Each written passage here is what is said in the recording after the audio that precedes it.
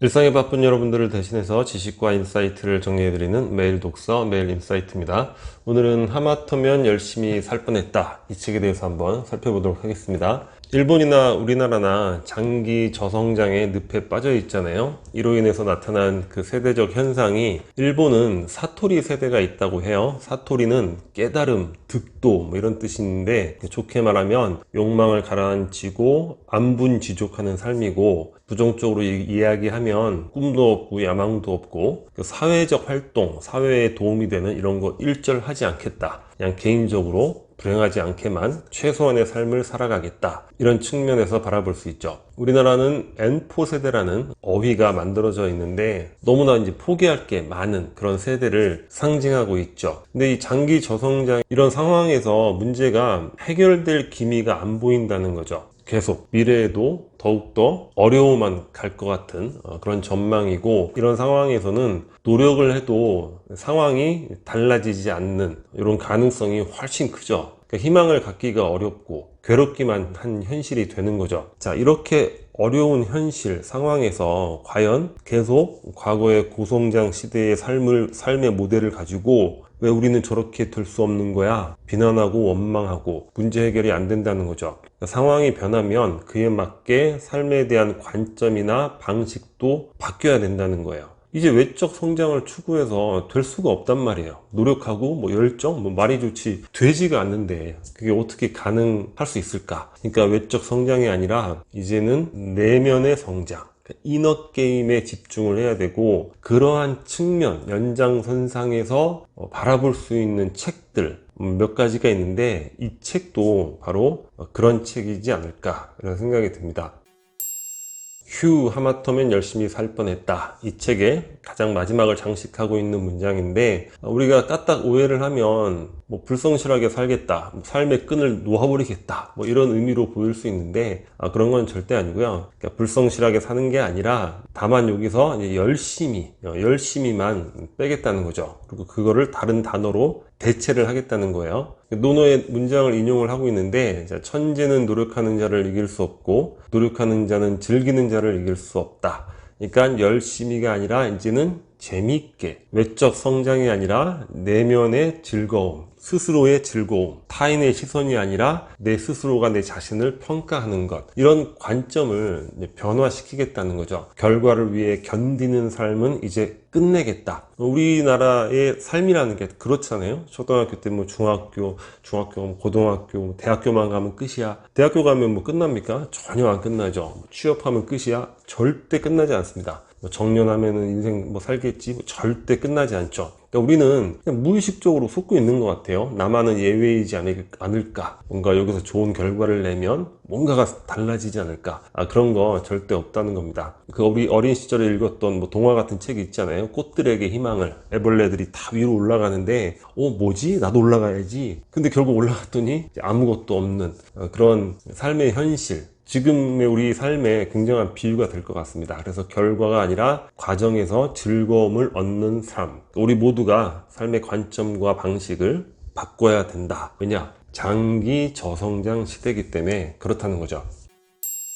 너무 기대는 하지 말고, 그러니까 우리가 큰 기대를 갖고 대하는 뭐 만남이라든가 영화, 음식들 어떻습니까? 너무 기대를 많이 하다 보니까 또 실망을 많이 하게 되죠. 그런데 기대를 하지 않고 만남을 갖는다거나 영화, 집에서 이렇게 무료 다운로드 받으면 안 되지만 무료로 이렇게 다운로드 받아서 보는 영화, 어지간하면 만족스럽잖아요. 뭐 킬링타임 정도로는 충분히. 음식, 뭐야, 아무 생각 없었는데 괜찮네. 자, 이게 바로 또 이 시대의 삶의 메타포가 되어야 된다는 거죠. 저성장 시대의 삶이라는 게 큰 기대를 이제 갖지 말아야 된다는 거예요. 물론 소수는 뭐 어떻게 잘 될지 모르겠지만 용을 써도 무언가 이렇게 뭐 기대된 대로 이루어질 수 있는 그런 상황은 아니라는 거죠. 진정한 자존감. 인간만이 오로지 자신을 과대평가한다고 합니다. 뭐 사실 그렇죠. 뭐 다른 뭐 동식물들이 그런 자아관념이 없으니까. 우리는 자존감이라고 하면, 자, 실제 나는 대단한데 그 대단한 나를 깨닫지 못하는 것, 이런 관념이 부족한 게 이제 뭐 자존감이 떨어진다, 이렇게 생각을 한다는 건데, 정확하게 말하면 그런 의미가 아니라는 거예요. 인간은 실제 자기 자신은 별 볼 일 없는 그냥 하나의 우주 속의 주어졌다 흘러가는 그냥 하나의 그 존재일 뿐인데 인간만이 자기 자신을 과대평가한다는 거죠. 그러니까 이 저자도 자기 스스로를 과대평가했다는 거예요. 나는 남들과 같지 않을 거야. 더 의미 있고 더 생산적인 일을 할 사람이고 남들같이 뭐 아등바등 이렇게 살 사람이 아니야. 나는 선택받은 사람이야. 심지어 나만은 왠지 늙지도 죽지도 않을 거라는 이런 생각까지 했다는 거예요. 현실은 전혀 그렇지 않죠. 그러니까 우리가 환상 속에 어떤 자아상을 만들어 놓고 괴로워하는데 그런 것들이 자존감이 아니라는 거예요. 진정한 자존감이라는 건 내가 별 볼 일 없는 존재다. 이런 것들에 대해서 깨닫는다는 거죠. 실제 그렇죠. 뭐 별 인생이 있습니까? 별 사람 없죠. 별 사람, 별 인생처럼 보이는 것도 그런 것들이 어떤 맥락상에서 뭐 언론이라든가 어떤 사건이 미화되면서 만들어진 것 뿐이지 그 어떤 인간이라 하더라도 그냥 인간은 인간일 뿐인 거죠. 홀로 있을 때 또 어느 순간에 찌질하고 초라한 뭐 그런 모습이잖아요. 그래서 진정한 자존감이라는 거는 있는 그대로의 자신. 그러니까 내가 있는 그대로의 우주 속의 하나의 그냥 작은 존재일 뿐이고 그 안에서 나름대로 뭐 장점도 있겠지만 찌질한 면도 있고 또 인간이라는 게 본질적으로 초라한 면이 있는 것이고 그런 것들을 있는 그대로 인정하고 사랑하는 것. 그런 것이 바로 진정한 자존감이다. 이렇게 이야기를 하고 있습니다. 그러니까 우리 삶에 다양한 문제가 있겠지만 그 중에 많은 문제는 바로 자기 자신에 대한 이미지 이런 것들을 너무 과대망상하는 이런 것으로부터 시작되는 것이 아닌가 이런 생각이 또 들기도 하는 것 같습니다. 회사 vs 나의 꿈. 이 저자는 내가 회사 다니느라고 내가 원하는 걸 못해. 그리고 회사를 다니면서는 할 수가 없어. 늘 이렇게 생각을 했다는 거예요. 그러다가 이제 결국 퇴사를 하게 됐는데 퇴사를 하고 나서 막막한 거죠. 물론 지금 이 에세이도 쓰게 되고 뭐 여러 가지 계획을 또 실천하고 있겠지만 회사를 그만둔 것은 잘못된 선택이었다. 이렇게 이야기를 하고 있습니다. 왜냐? 지금 내가 이렇게 에세이를 쓰고 있는데 가만 생각하니까 이거 회사 다니면서도 충분히 할 수 있었던 일이라는 거예요. 그리고 이외에 주변에 둘러봤더니 자기 같은 일을 하는 여러 작가들 회사를 다니면서 병행하면서 글을 썼다는 거예요. 그리고 글이 잘 되고 출간 계약을 맺고 그로 인해서 어떠한 일정한 수입이 들어올 때 그때 회사를 이제 그만둔다는 거죠. 그러니까 뭐 회사 때문에 안 돼. 내가 이걸 집어쳐야지만 내가 여기에 집중할 수 있어. 그래서 우리가 항상 나의 꿈은 꿈대로 있지만 내가 하는 일과 병행하면서 해나가다가 내가 원하는 이 일이 회사 수입 정도를 유지할 수 있을 것 같다. 안정적으로 뭐 한두 달 들어오는 게 아니라 그럴 때 회사를 그만두는 이런 방식으로 변화를 꾀하는 것이 일반적으로는 좋은 선택이 되지 않는가 그런 생각을 해봅니다.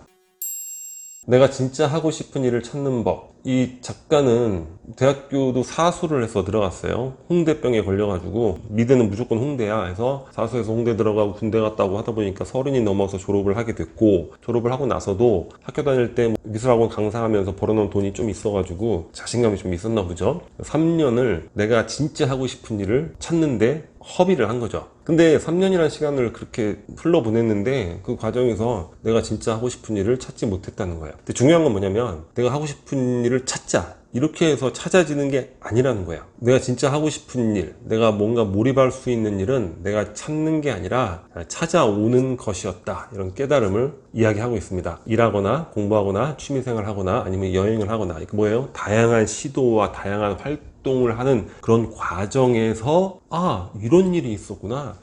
이런 일이 나에겐 맞구나. 이런 일이 내가 흥분되는구나. 몰입이 되는구나. 즐겁구나. 이렇게 자연스럽게 혹은 운명처럼 찾아오는 것이라는 거죠. 여러분들이 일정한 기간을 가지고 그 기간 안에 내가 하고 싶은 일을 찾아야지. 이런 거 절대 이루어지지 않는다는 거. 일반적인 삶에 있어서의 기본적인 어떤 법칙, 공식 같은 사항이 아닐까 그런 생각을 해봅니다.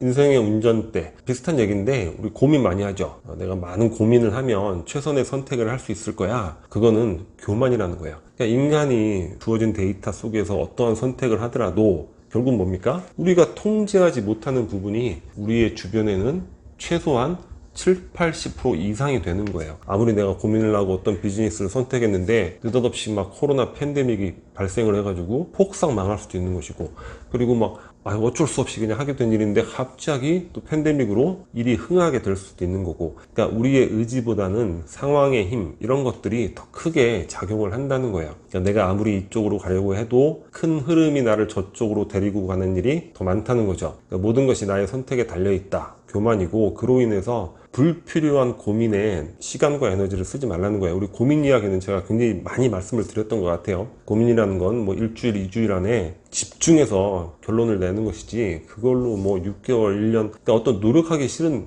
시간 낭비일 뿐이다. 자, 마틴 루터킹의 말을 인용을 하고 있습니다. 계단의 시작과 끝을 다 보려고 하지 마라. 그냥 발을 내디뎌라. 아까 말씀드렸죠? 내가 하고 싶은 게 뭐예요? 시도하고 활동하는 그런 과정에서, 그러니까 발을 내디뎌서 그 과정에서 얻어야 된다. 불필요한 고민을 하지 말라.